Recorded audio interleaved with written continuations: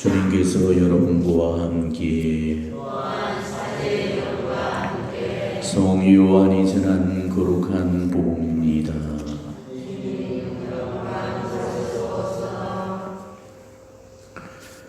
방에서 유다가 나간 뒤에 예수님께서 말씀하셨다. 이제 사람의 아들이 영광스럽게 되었고 또 사람의 아들을 통하여 하나님께서도 영광스럽게 되시었다. 하나님께서 사람의 아들을 통하여 영광스럽게 되셨으면 하나님께서도 몸소 사람의 아들을 영광스럽게 하실 것이다. 이제 곧 그를 영광스럽게 하실 것이다. 얘들아, 내가 너희와 함께 있는 것도 잠시뿐이다.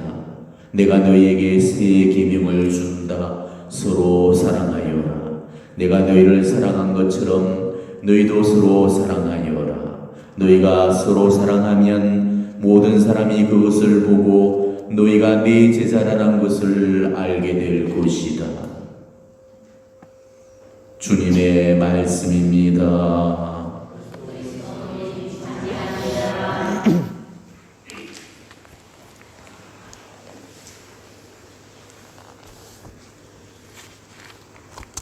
오늘 주님께서는 우리에게 새 계명 한 가지를 주셨습니다. 사랑이라는 계명이죠. 좀 더보다 구체적으로 우리 주님께서는 서로 사랑하여라 이렇게 말씀하셨습니다. 일방적으로 사랑하는 것이 아니고 쌍방적인 사랑을 우리에게 요구를 하시죠. 이스라엘에게 주어졌던 그 모세의 10계명을 두고 바리사이들은 그 10가지의 계명을 계속적으로 늘려나갔죠. 그래서 무려 613개 조항으로 늘려놓았고 그 속에는 수많은 관 항목을 두고 정말 수백 수천 가지 그런 세부 조항까지 만들어 놓았습니다. 모세의 10가지 계명을 그만큼 쪼개놨고 세분화시켜 놨습니다. 근데 그렇게 산만하게 세분화되었던 그 율법의 조각조각들을 예수님이 오셔서 다시금 하나로 합치시키고 통일시켜 버렸죠. 그래서 그렇게 난사밖에 있던 그런 율법들을 다 모아서 오히려 10가지의 그런 계명보다도 더 작은 계명으로 축소시켰습니다. 그래서 하느님 사랑과 이웃 사랑이라는 그 두 가지의 계명으로 일원화시켰습니다. 그리고 이 두 가지 계명이 마치 하나의 동전의 양면을 이루는 것처럼 사랑이라는 그 한 가지로 통일을 시켰습니다. 그 사랑이 어떤 사랑이 되어야 되는지 오늘 예수님께서는 최후 만찬 석상에서 그 사실을 우리에게 밝히고 계시죠. 그냥 사랑이 아니고 서로 사랑하라는 것입니다. 우리는 서로라는 이 단어에 주목을 해보셔야 됩니다.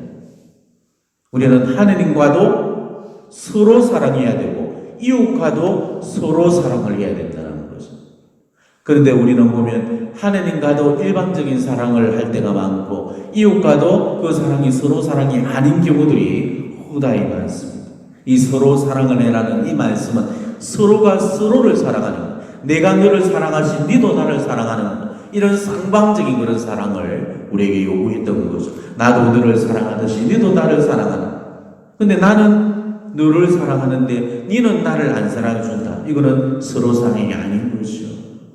우리가 지금 과연 예수님의 이 최후의 새 계명을 놓고 우리가 정말 이 서로 사랑하라는 이 계명을 얼마나 실천하면서 살아가고 있는지를 여기 보시기 바랍니다. 먼저 가정에서부터 내가 내 아내가 남편을 사랑해야 되겠지만은 아내만 남편을 사랑하는 것이 아니고 남편 역시도 아내를 사랑해 줘야 됩니다. 이게 서로 사랑이죠.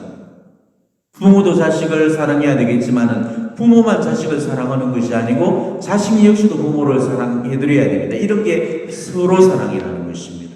자, 여러분들은 여러분의 가정 안에서부터 이 서로 사랑이 정말 실천되어지고 있는지를 한번 성찰해 보도록 하십시오. 우리가 보면은 이런 서로 사랑의 1차적인 그런 대상은 예수님께서는 믿는 자들 사이에서 먼저 이루어져야 된다고 그렇게 이야기를 하셨죠. 오늘 이렇게 말씀합니다. 너희가 서로 사랑하면 모든 사람들이 그것을 보고 너희가 네 제자라는 것을 알게 될 것이다. 이렇게 이야기를 합니다. 우리를 그리스도인답게 만들어주는 것이, 그래서 세상 사람들이 우리를 그리스도인이라고 부를 수 있는 그 이유도 바로 우리가 서로 사랑을 통해서 세상 사람들이 우리의 사랑을 확인하고 바로 예수 그리스도께로 귀의할 수 있다는 것이죠. 그렇기 때문에 우리 신앙 공동체 안에서부터 이 서로 사랑이 먼저 실천이 되어줘야 된다는 것입니다. 우리 신자들 가정에서부터, 우리 신자들의 공동체의 모임 속에서 우리 사이에서 먼저 살아내야 될 숙제가 이 서로 사랑이라는 것을 우리는 명심하셔야 되겠습니다. 우리는 이 서로 사랑을 하느님과도 서로 사랑을 해야 되고 이웃들과도 서로 사랑을 해야 된다는 것이죠. 서로 사랑의 그 표본을 찾는다면은 아마 여러분들도 다들 친한 사람들, 그런 사람들이 있을 겁니다. 우리는 나와 가깝게 지내고 친한 사람들한테는 서로 사랑을 실천하고 있죠. 그렇지만은 그 친한 사람과만 서로 사랑을 하고 안 친한 사람과는 전혀 소통이 되지 않고 만남이나 교류가 없고 서로가 남남인 채로 등을 돌리고 산다면 그런 거는 서로 사랑이 아닌 것입니다. 이런 사랑은 불완전한 사랑이고 그 완전치 못하는 그런 사랑이죠. 예수님께서 말씀하신 그 사랑은 어떤 예외도 어떤 한계도 없이 모든 사람들을 다 끌어안고 포용해주는 사랑, 그런 사랑을 서로 간에 이룰 때 그때 비로소 이제 서로 사랑이라고 이야기할 수 있다는 것이죠. 자, 그렇다면 먼저 우리는 하느님과 서로 사랑을 하고 있는지를 한번 반성해 보도록 하십시오. 우리는 하느님과도 서로 사랑이 사실 이루어지지 않고 있죠. 자, 하느님은 우리를 정말 사랑하십니다. 당신의 하나뿐인 목숨까지 바쳐서 우리를 사랑해 주셨는데 우리는 그만큼 하느님을 사랑해 드리지 않고 있죠. 이 세상 사랑 중에 가장 나쁜 사랑이 어떤 사랑입니까? 짝사랑이잖아요. 나는 너를 사랑하는데 너는 나를 사랑해 주지 않는 일방적인 사랑. 세상 사랑들 중에 가장 나쁜 사랑이 이 짝사랑입니다. 여러분 짝사랑 안 해봤어요? 안 해봤으면 말을 하지 마십시오. 정말 나쁜 사랑이 이 짝사랑이에요. 나는 그 사람을 너무너무 사랑하는데 그 사람은 그런 나를 하나도 안 사랑해 준다는 거, 이게 짝사랑이잖아요. 그런데 이런 짝사랑 중에서도 더 나쁜 짝사랑이 있죠. 나는 그 사람을 사랑하는데 그 사람은 다른 사람을 사랑하는 거. 미치고 환장한 노릇이잖아요. 근데 지금 이런 짝사랑을 하고 계신 분이 계시죠. 누구십니까? 우리 예수님이시잖아요. 저 모습으로 우리를 사랑하시는데 우리를 위해서 저 십자가에서 돌아가실 만큼 우리를 당신 목숨보다 더 우리를 사랑하시는데 이 세상에 단 하나만 사랑하는, 나만 사랑하는 것 같은 그런 사랑으로 우리 모두를 사랑해 주시는데 우리는 그분을 사랑해 드리기는 고사하고 오히려 그분의 사랑의 대상을 다른 쪽에 삼아서 물질을 사랑하고 세상을 사랑하고 육체를 숨기고 우리가 사랑하는 수많은 그런 대상들을 우리가 바라보면서 그렇게 다른 것들을 사랑합니다. 그렇기 때문에 우리 예수님은 언제나 짝사랑의 사랑아리를 하고 계시다는 거죠. 하느님이 우리를 그만큼으로 사랑해 주신다면 우리 역시도 하느님이 우리를 사랑하시는 것처럼 우리도 하느님을 그렇게 사랑하고 섬겨드려야 됩니다. 하느님은 당신의 하나뿐인 목숨을 우리를 위해서 바치셨다면 우리는 과연 무엇을 바쳐서 이 하느님을 사랑해드려야 되는지를 한번 생각해 보도록 하십시오. 이게 우리가 통하지 않고서는 절대 우리는 하느님과 서로 사랑을 이룰 수가 없다는 것입니다. 그리고 하느님과의 서로 사랑이 이루어지지 않는다면 우리는 이웃과의 서로 사랑도 결코 이루어질 수가 없는 것입니다. 하느님 사랑이 먼저 되어야만 이웃과도 서로 사랑이 이루어질 수가 있는 거죠. 이웃 사랑이란 것도 하느님 사랑을 가지고 해야 되는 거지 인간적으로 하는 그런 사랑으로 해서는 우리는 완전한 사랑을 실천할 수가 없다는 것입니다. 우리 인간은 원천적으로 사랑이 없는 존재입니다. 하느님이 우리를 내실 때 우리 안에 그 사랑을 만들어낼 수 있는 능력까지는 주지 않으셨어요. 하느님이 우리를 내실 때는 당신의 사랑을 받아서 전해주는 존재로 그렇게 우리를 창조하셨습니다. 그렇기 때문에 우리 안에는 근원적으로 사랑이 들어있지 않아요. 우리 안에 들어있는 것은 용심뿐이죠. 그렇기 때문에 우리는 완전한 사랑을 못하는 것입니다. 신앙이 없이는, 기도가 없이는 절대로 완전한 사랑을 할 수 없는 이유가 바로 이거죠. 우리 인간은 사랑을 만들어낼 능력이 없기 때문에, 그렇기 때문에 내가 좋아하는 사람은 사랑하지만 내가 싫어하는 사람은 절대 받아들이지 않고 사랑하지 못하는 거죠. 사랑에도 딱딱 예외를 두고 한계를 두고 구분을 짓고, 누구는 좋아하고 누구는 좋아하지 않고, 누구는 싫어하고 누구는 미워하고, 이렇게 극과 극으로 갈릴 수밖에 없는, 이런 불완전한 사랑을 할 수밖에 없는 이유도 우리 안에는 완전한 사랑, 바로 그 사랑을 만들어낼 수 있는 능력이 없기 때문에 우리는 반드시 하느님께로부터 그 사랑을 받아서 전해줘야 됩니다. 바로 하느님의 그 사랑을 받을 수 있는 방법이, 우리는 기도라는 그 통로를 통해서 이 하느님의 사랑을 받아들일 수가 있습니다. 기도하는 사람은 반드시 하느님의 사랑으로 자신의 심령을 채우게 되죠. 그리고 내 몸 안에 있는 것이 내 몸 밖으로 나오게 됩니다. 내가 지금 짜증을 낸다, 내 몸 안에 지금 짜증이 가득 들어있다는 거죠. 내가 지금 신경질을 내뿌리고 있다, 내 안에 지금 신경질로 가득 차 있다는 것입니다. 내가 지금 화를 내고 있다, 내 안에 지금 분노가 가득 들어있다는 거죠. 지금 내가 아주 평화롭고 아주 기쁘고 그리고 아주 지금 사랑이 흘러 넘친다, 내 안에 지금 하느님의 사랑이 가득 들어있다는 거예요. 자, 여러분이 삶이 정말 기쁘고 은혜롭고 감사하고 그런 어떤 축복 속에서 지금 살아가고 있다. 그렇다면 여러분은 하나님의 사랑을 보유하고 있는 거예요. 하지만 내가 지금 신경질이 나고 짜증이 나고 늘 모든 것들이 불평불만이고 원망이고 이렇게 살아가고 있다. 내 마음 안에는 지금 하나님의 사랑이 지금 들어가 있지 않다는 거죠. 고갈이 되었다는 것입니다. 그렇기 때문에 우리는 언제나 이 하나님의 사랑으로 우리의 심령을 채우셔야 돼요. 세상 우리가 만나는 사람들은요, 우리한테서 힘을 빼갑니다. 절대 우리한테 영적인 좋은 힘을 보태주는 사람이 없어요. 누구든지 간에 우리는 사람을 만나게 되면 반드시 우리 삶의 영적인 힘을 빼가는 고갈이 일어납니다. 그렇기 때문에 우리는 어떻게든 영적인 고갈이 일어나지 않도록 자꾸만 채운 걸 갖다가 이웃들과 나눠줄 수 있도록 해야 돼요. 공급보다 지금 수요가 더 많기 때문에 우리가 늘 우리 삶이 허덕일 수밖에 없는 거죠. 기도는 조금밖에 안 해서 하느님 사랑은 조금밖에 보유하지 않고 있는데, 만나야 될 사람 그리고 그 사람들에게 나눠줘야 될 사랑은 너무 많다 보니까 그 조그만 사랑을 쪼개가지고 나눠주다 보니까 나중에는 쥐어짜도 한 방울도 나오지 않는 그런 고갈이 일어나게 됩니다. 그렇게 되면은 결국은 내 안에서 쥐어짜고 더 이상 나오지 못할 때, 그때 우리는 분노가 일어나고 짜증이 일어나고 신경질이 일어나고 이제 이렇게 용심이 생겨버리는 거죠.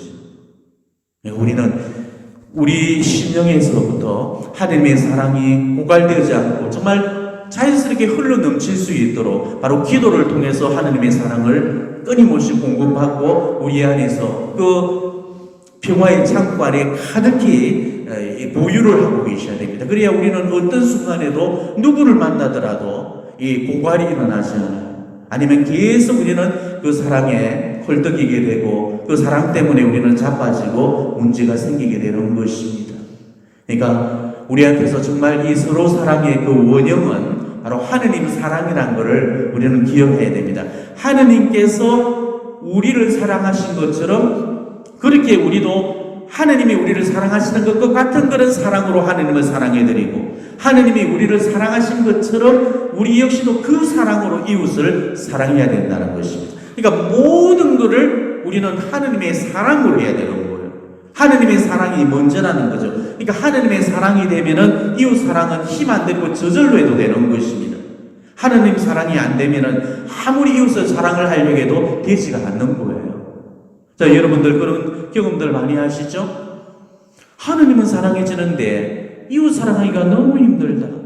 하느님을 만나고 오면 그렇게 지극히 평화로운데 이웃만 만나고 오면 뒤집어지고 엎어지고 벌려지고, 그리고 정말 그 사람들 때문에 내가 정말 상처받고 상처를 주고 너무 힘들다. 사람 만나기가 너무 무섭다. 그렇기 때문에 우리는 자꾸 사람 만나기를 피하게 되는 거거든. 그런 이유가 내 안에서 지금 하느님 사랑이 채워져 있지 않기 때문에 지금 그런 고갈이 일어나는 거죠. 하느님 사랑만 채우시게 되면은 우리는 그 어떤 누구를 만나더라도 그 안에서 그 미움이나 이런 분노라든지 이런 좋지 못한 관계 안에서 일어나는 그런 감정들을 우리가 충분히 컨트롤할 수가 있어요. 그렇지만 하느님 사랑이 없으면 절대 컨트롤되지 못하고 그 관계 속에는 언제나 언제나 갈등과 분란이 일어나게 되어 있습니다. 우리 신앙이 추구하는 그 덕은 애덕입니다. 사랑, 자비. 우리가 정말 추구해야 될, 다른 것들은 다 포기하더라도 마지막까지 포기되어서는 안 될, 마지막까지 우리가 붙들고 추구해야 될 그 덕이 있다면 바로 사랑의 덕이라는 것이죠. 우리가 정말 마지막 우리 인생에서 완성시켜야 될 그런 최종적인 덕목이 바로 이 애덕입니다.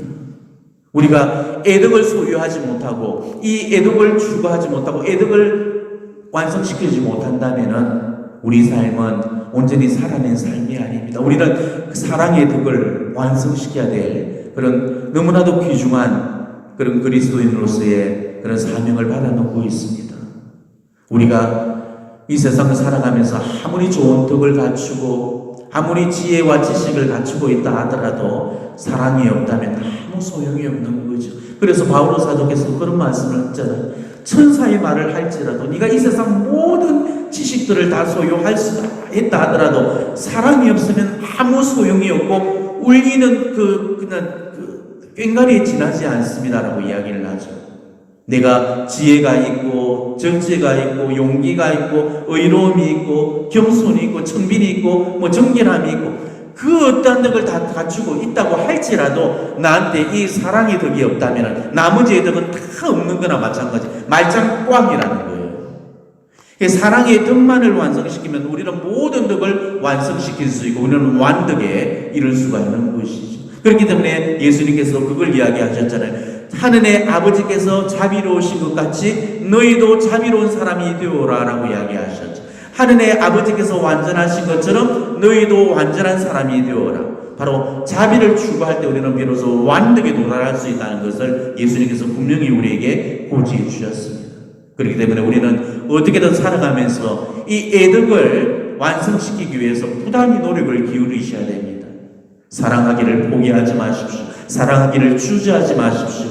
혹여 내한테 아픔을 주고 상처를 주고 내가 정말 받아들이기 힘든 사람이라고 할지라도 그 사람을 향한 사랑의 문을 결국 닫아 걸지 마십시오.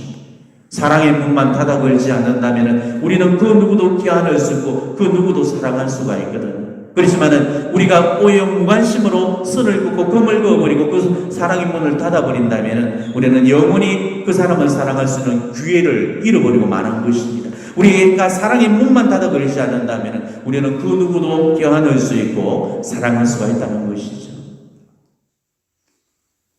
살아가면서 내가 친절을 베풀고 온유를 실천하고 그리고 언제나 그 사람을 따뜻하게 섬기는 그런 삶을 살아갈 수 있도록 하십시오. 세상을 까칠하게 살지 마십시오.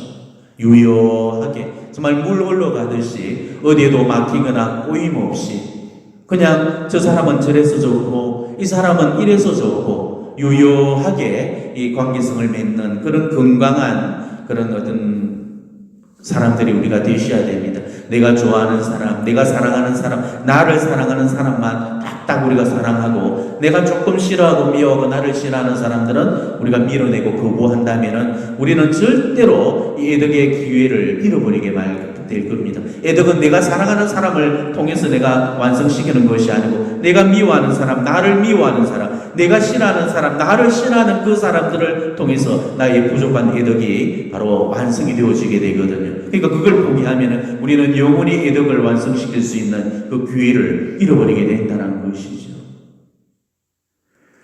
법정스님이라고 아시죠? 아주 유명한 우리 시대를 사셨던 아주 큰 스님으로 세간의 영적인 그런 우리 사회의 지도자로서 존경을 받고 돌아가셨던 그런 고성이셨습니다. 그리고 그분이 쓰셨던 무소유라는 그 책은 우리 사회에서 오랫동안 지속적인 베스트셀러로 이렇게 자리에 잡혀 있었던 책이죠. 그래서 김수환 추기경님께서도 법정스님이 쓰셨던 그 무소유 책을 읽으시면서 이 세상 모든 것들은 내가 소유를 하지 않을 거지만은 내가 이 세상에서 딱 하나를 소유한다면은 바로 이 무소유책만큼은 소유하고 싶다. 이런 역설적인 말씀을 남겨놓기도 했습니다. 그만큼 이 무소유책이 너무나 많은 사람들에게 세간의 감동을 일으키고 세상 사람들이 가슴을 따뜻하게 만들어줬던 책이죠. 그런데 이 무소유를 쓰셨던 법정 스님께서 인생 말년에 폐암에 걸려서 돌아가시게 됩니다. 근데 제가 들었던 이야기로는 어느 병원에, 큰 종합병원에 입원을 하시게 되었죠. 근데 그 병원에서는 난리가 났습니다. 우리 시대를 풍미했던 그런 대단한 고성, 그리고 영성적인 그 지도자가 자기 병원에 입원을 했기 때문에 어느 날 그것이 다 기뻐하고 좋아하고 반겼죠. 그리고 이제 법정 스님의 관계자들도 바로 거기에 대한 그런 보답으로 법정 스님이 쓰셨던 무소유의 책을 그 병원의 관계자들한테, 그 말단 직원들, 청소하는 일꾼들한테까지 다 돌렸습니다. 그래서 모든 사람들이 그 책을 받아들고 좋아하라고 했죠. 그런데 법정 스님은 그 투병을 하는 그 몇 개월 동안 그 병원에서 머물면서 이렇게 계시다가 결국은 그 병원에서 돌아가시게 됩니다. 그런데 법정 스님이 돌아가시고 난 이후에 그 병원의 쓰레기통에 무소유 책이 전부가 다 버려져가 산더미처럼 이렇게 큰 산을 이룰 정도로 다 버려졌다는 것이죠. 자, 이거는 뭘 의미하겠습니까? 법정 스님의 그 삶이 자신의 글을 뒷받침해 줄 수 없었다는 이야기 뜻이죠. 실제로 법정 스님은 성격이 굉장히 예민하시고 또 날카롭고 신경질적이고 굉장히 까칠하셨다고 전해지고 있습니다. 얼굴에서도 그런 인상을 풍기는데 인생 말년에 그 암의 고통 속에서 너무나 까칠하게 굴었기 때문에 주변 사람들이 눈더리를 다 낼 정도로 그만큼 사람들을 힘들게 만들었다는 거죠.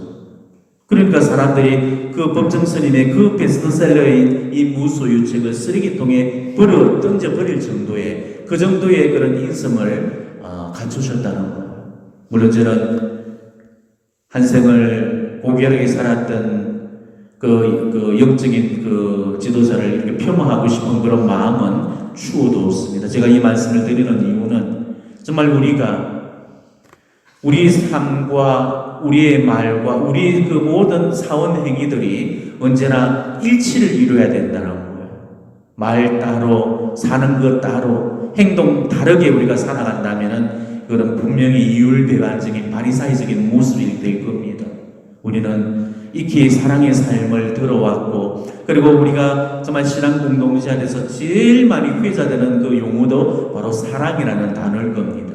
우리가 얼마나 많은 그런 사랑을 입 밖에 올렸습니다. 그렇지만은 실제로 우리 삶을 보면 우리가 말했던 그런 사랑의 그런 말씀처럼 그다지 사랑스러운 모습으로는 우리가 지금 살아가지 못하고 있다는 거 넌 알것이 다들 인정을 하실 겁니다. 우리는 이제 우리가 말했던 그 사랑의 삶을, 그 사랑의 가르침을 실제적인 그 삶 안에서 정말 우리의 몸으로 살아내야 될 그런 중요한 숙제들이 짐지어져 있습니다. 거창한 그런 사랑이 아니고 바로 내 가정에서부터 아주 사소한 그런 사랑을 우리가 실천하게 될 때, 그리고 내가 만나는 이웃들, 그리고 우리 회사 동료들, 그리고 내 주변의 그런 사람들에게 아주 그런 작은 사랑의 선물로 우리가 우리 삶을 건네줄 때 바로 그 안에서는 놀라운 그런 사랑의 열매들이 맺히게 되고, 그때 비로소 우리는 일반적인 사랑을 넘어서 그네들도 우리 안으로 들여올 수 있는 그런 서로 사랑을 실현시키고 완성시킬 수 있다는 거죠. 사랑만이 정말로 가치 있는 삶이고 우리 인생에서 정말 살아있는 그런 시간으로 봉헌된 그런 삶이라는 것을 명심하십시오. 우리가 사랑의 삶을 살지 못한다면 우리는 우리 인생을 충분히 산 것이 아닙니다. 우리는 언제나 이웃의 가슴 속에 죽어서도 살아남는 사람이 되어야 되지, 살아있으면서도 이웃의 가슴 안에서 죽어있는 그런 삶으로 우리 삶이 사라져서는 절대 안 된다는 거죠. 사랑하면서 살았던 그 시간만이 진짜로서 우리 인생에서 살았던 그 시간이고, 그 시간을 우리는 분명히 하느님 앞에 셈을 받게 될 것입니다.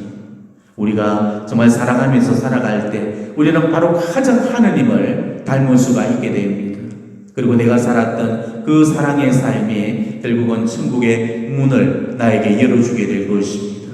우리는 절대 어떤 일이 있더라도 사랑의 삶이 포기되어서는 안 된다는 것, 그 누구에게도 사랑의 문을 닫아서는 안 된다는 것, 그걸 명심하시고 보다 더 사랑의 삶을 향해서 한 걸음 한 걸음 더욱더 다가갈 수 있는 그런 여러분이 되시기를 진심으로 축원합니다. 아멘.